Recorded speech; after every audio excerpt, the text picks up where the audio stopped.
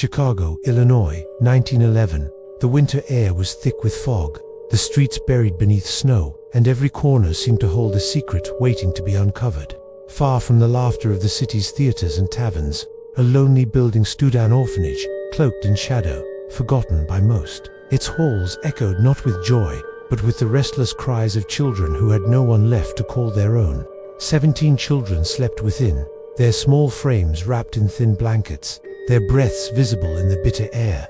At night, when silence grew too heavy, the children whispered of a visitor who came when the moon rose high. They said it was a clown, with a painted smile and pockets filled with sweets. His voice was soft, but his eyes glowed with something darker. The matron scolded them for telling such stories. "Foolish dreams," she muttered. Yet, the fear in the children's eyes was unmistakable. Each night, footsteps echoed in the halls, soft and deliberate. The children buried their heads under the blankets, praying it would pass them by. One boy whispered that the clown had stood at the foot of his bed, smiling silently, waiting for him to follow. Each visit brought promises, games, candy, warmth, and freedom from the cold misery of the orphanage. For children who had nothing, even the smallest promise felt like salvation. Yet, deep down, they knew something was wrong. Then came the first disappearance. A bed sat empty in the morning, the blanket folded neatly as if untouched.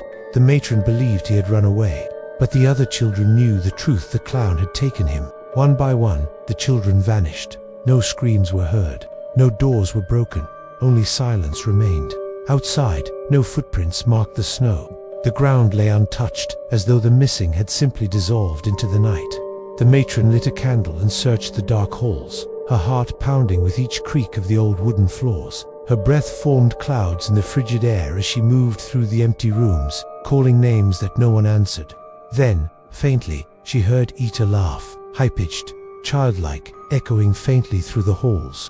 The laughter grew louder as she followed, guiding her deeper into the orphanage's belly. Her candlelight flickered across the dining hall walls and she froze. There, smeared in crimson, were dozens of tiny handprints. The prints stretched higher, forming shapes. When she stepped back, the image became clear. A clown's face, smiling wide. 17 children had vanished, but their presence lingered. Their laughter echoed through the walls long after their absence. The matron dropped her candle and collapsed in terror. Shadows bent unnaturally across the walls, forming painted grins. Some say she lost her mind that night. Others believe the clown claimed her too, just as he had taken the children. The orphanage was never the same after that night. The air itself felt poisoned, heavy with whispers no one could explain. The city closed its doors, sealing the horrors inside. The building stood abandoned, a scar on Chicago's streets.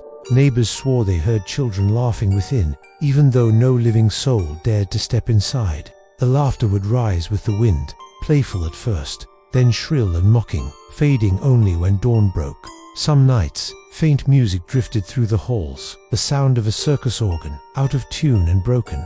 Those who entered told of flickering lanterns, walls painted with smears of red, and footprints that vanished mid-step.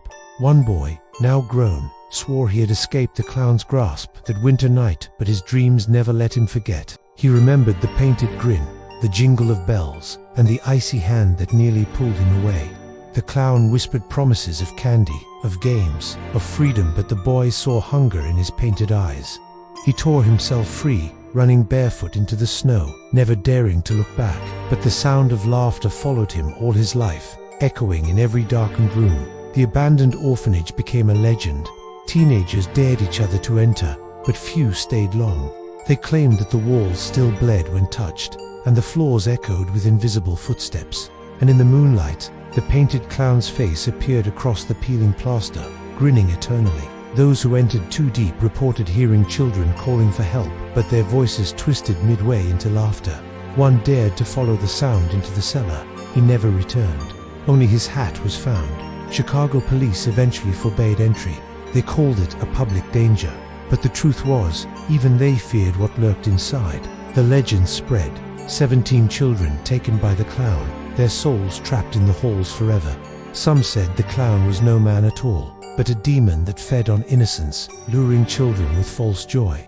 Others believed he was the spirit of a circus performer who died nearby, cursed to hunt the lonely. No one agreed on his origin. but all agreed on one thing: the laughter never stopped, and maybe it never will. If you want more true horror legends, subscribe now and hit the like button. Thank you.